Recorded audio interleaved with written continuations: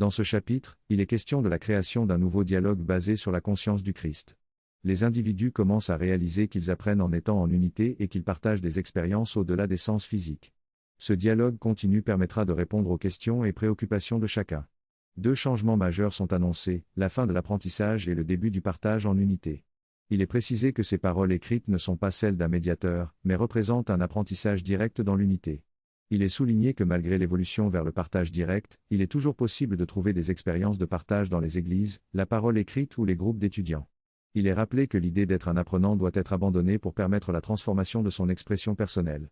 Il est aussi mis en garde contre le maintien de sagesse héritée du passé, et il est donné l'exemple d'une discussion sur le contentement soulevée dans un groupe.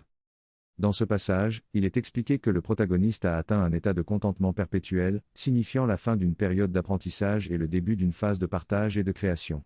Il est souligné que le contentement perpétuel ne va pas retarder sa croissance ni l'empêcher de s'exprimer d'une nouvelle manière.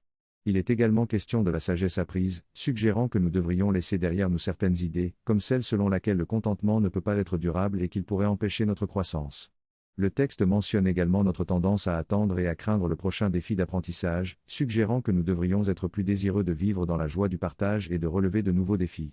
Il souligne que la rébellion et la recherche permanente de repousser nos limites font partie de la sagesse apprise, mais que nous devrions maintenant créer quelque chose de nouveau et abandonner ces vieilles idées.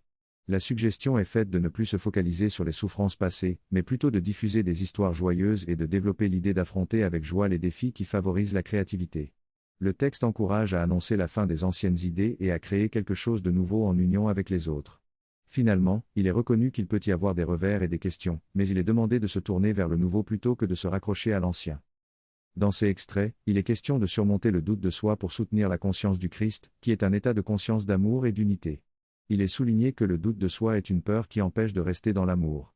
Il est dit que les anciens modèles de pensée continueront à être présents, mais il est important de créer de nouveaux modèles basés sur le partage en unité et en relation. Il est expliqué que la conscience du Christ est une conscience globale, et innée, qui ne peut pas être apprise par la conscience individuelle. Dans cet état de conscience partagée, il n'y a pas de modèle d'apprentissage individuel, mais le but de l'apprentissage individuel était de revenir à l'unité. Il est encouragé à célébrer ce passage de l'apprentissage individuel à l'état de conscience de l'unité et à se tourner vers le nouvel état de conscience qui ne peut être révélé que par l'unité et la relation. Il est rassuré de ne pas avoir peur car il n'est pas seul, et il est comparé à quelqu'un qui se retrouve dans un pays étranger où les anciennes méthodes d'adaptation ne fonctionnent plus, mais il est en réalité de retour chez lui. Ce qu'il ne peut pas apprendre, il pourra s'en souvenir grâce au partage. Dans cette section, il est question de modèles de pensée et de partage en unité. Le modèle d'apprentissage partagé par tous les apprenants était essentiel pour assurer un apprentissage optimal. Maintenant, avec la conscience du Christ, un nouveau modèle de création en relation et en unité remplace l'apprentissage individuel. Il est expliqué que le partage en unité est automatique et fait partie de la nature de la conscience du Christ.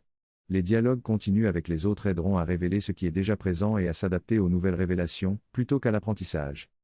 Le texte souligne également que nous sommes tous une partie interactive de la création du nouveau, qui commence avec notre désir de l'abandon de l'ancien. L'avenir dépend de notre capacité à agir comme un seul corps, un seul esprit, un seul cœur dans l'unité et la relation. L'avenir sera un avenir d'amour, de liberté et de non-fear. En conclusion, il est souligné que ce qui nous est demandé, c'est tout, dans le sens où cela requiert notre pleine participation et engagement dans la création du nouvel avenir. On nous demande de faire preuve d'un désir total d'abandonner l'ancien et d'embrasser le nouveau. Il ne faut pas se méprendre, car ce qui nous est donné, c'est tout. Nous avons entre nos mains tout le pouvoir de la création. Alors, commençons dès maintenant.